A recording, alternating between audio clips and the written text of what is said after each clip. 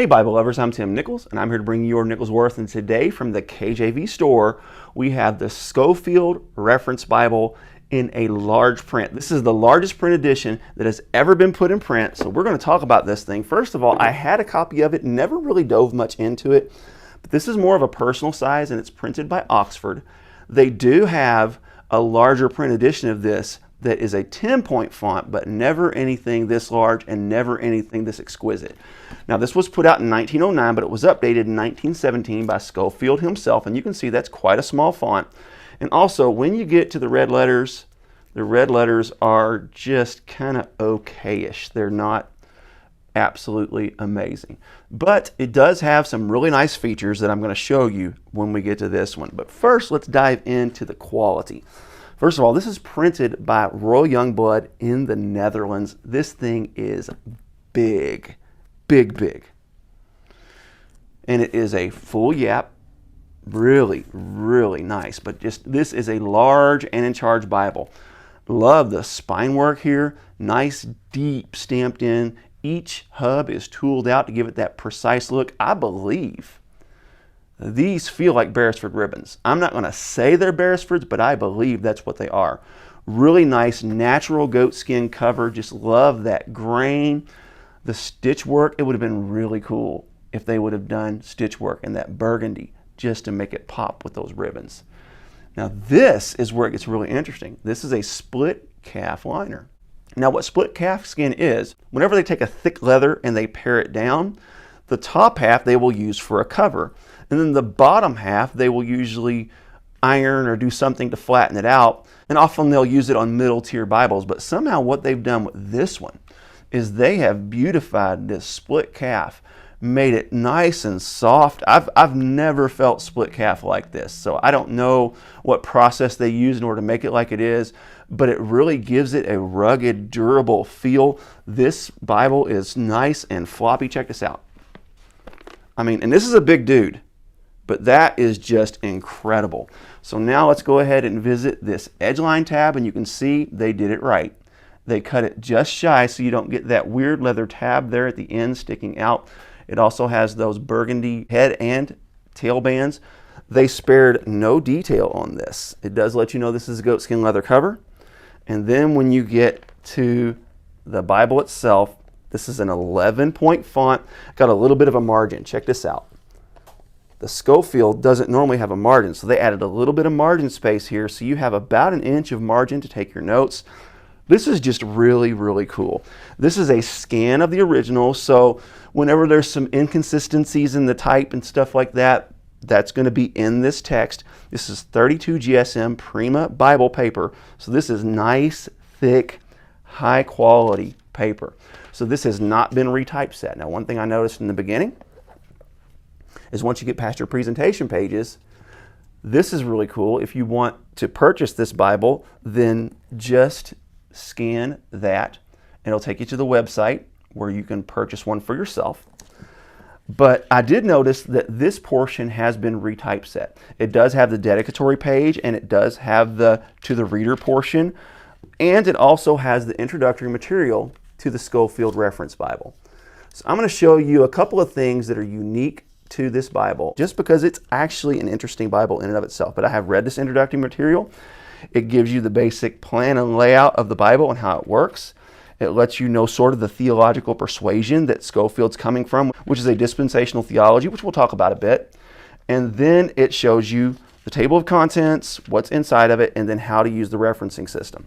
So what's really cool about this Bible is, number one, it has a robust, full referencing system that is chained topically. Whenever you see it in parentheses like that, you look under the topic. For example, this topic is deity, and it lets you know when it starts and then when it ends in the chain. Holy Spirit, where it starts, Genesis chapter 6, where it ends in the chain. So you can follow it all the way through. And those are indicated by letters. You see them in the text in a subscript. You see that B there. Now I'll let you know what that number is here in just a minute, because that number points you to something else. One thing to take note of is these numbers are not the verse references. The verse references are a bit larger, and it can be confusing for some readers, especially like right here when you see a 4 there and a 4 here. Just know that 4, the larger one, represents the verse, and the other 4 represents this study note system that's on the bottom. For example, on note 1, it says Elohim when it says and God. Note 1, and it explains what Elohim is, the different iterations of Elohim, and how it works. So now I want to take you to the dispensational chart, but first I just want to give you a quick overview of Scofield's dispensational viewpoint. He believes in 8 dispensations. There's innocence, conscience, human government, promise, law, grace, kingdom, and eternity. Now, innocence obviously is before the fall. Conscience is after the fall to the flood. Human government is from the flood to Abraham, and you can see each test that they failed, and then in the end where Jesus passed the test, we have eternal redemption in him, and then the judgment as a result. You're going to see this theme throughout this Bible, so I'm going to show you the first few because they're really close together in Genesis. So the first one is going to be the dispensation of innocence, and you're going to see that in Genesis chapter 1. This is before the fall of man. And then you're going to see that footnote, the first dispensation. So you're going to see that number 4 here. So you go down to number 4, and it's going to break down that full first dispensation of innocence, going into the next page. And then after the fall, we're going to enter our second dispensation in Genesis chapter 3. And also he emphasizes covenants as well. So not just the dispensations, but the covenants that kind of fell between and went with them.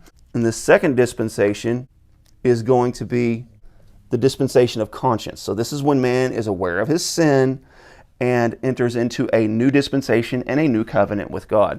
Then when we get to Genesis chapter 6, we're going to enter that third dispensation of human government. You're going to see that footnoted right here in this header. So you have the dispensation of human government, and then when we get to Genesis chapter 12, we're going to enter into that fourth dispensation of promise.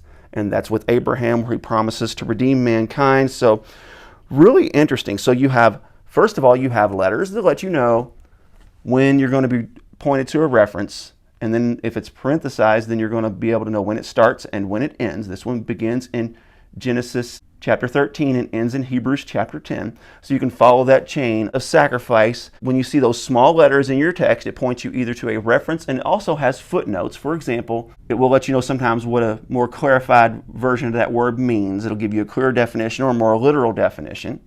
And then when you see numbers, it's going to point you down here to these theological or doctrinal footnotes. And they don't all deal with dispensationalism, but they do all deal with Scofield's point of view and interpretation of a particular verse. So now let's go ahead and move into the New Testament, and I'll go ahead and show you the words of Christ. King James is going to be set up in a verse-by-verse format, and then the red letters. And I think that this is a massive improvement over this red letter, because those almost look pink to me. These look really nice, really dark, and burgundy. But once you get past the book of Revelation, there are several neat little tools in this thing. And I am going to link a video that Lynn did from the King James Store. It's about a 40-minute video of him just breaking down every detail. So if you want to fully understand how the Scofield referencing system works and how this Bible works, he does a better job than anybody I can imagine. And so I'm just going to point you to his stuff. But once you get past the book of Revelation, it does have an index. It's an index to all the introductions, analysis, notes, definitions, summaries, and subject references. Each book does have a short book introduction as well. And then once you get past the index, it's going to have a dictionary of scripture, proper names, subject index, and concordance. So this thing is absolutely loaded from cover to cover. It gives you all sorts of nice tools that you can use for your studies. It also has some extra note pages. And then when you get to the back, it's going to have some really nice maps. And then that's it. But this thing is awesome. Also, I wanted to show you these corners. Check that out. Really nice full gap, really nice gilt line. Just beautifully done. Now, if you're not a dispensationalist and you're a covenant theology person, basically to be a dispensationalist is to say that God works throughout periods of time, and his ultimate purpose is the redemption of his people, including Israel. And the church and Israel are not the same entity. Israel has not been replaced by the church. God still has a redemptive plan for Israel, and the Bible is taken very literally. Another thing that's important to point out about this Bible is you're going to see something that gives you dates, and those are Bishop Ussher's dates. So this also is going to come from a young earth perspective. So this is going to be theologically conservative, and this is going to take a literal approach to prophecy. This means the prophecies of Israel, the church does not replace them in that prophetic plan, but God has a dispensation of time. We are currently in the dispensation of grace.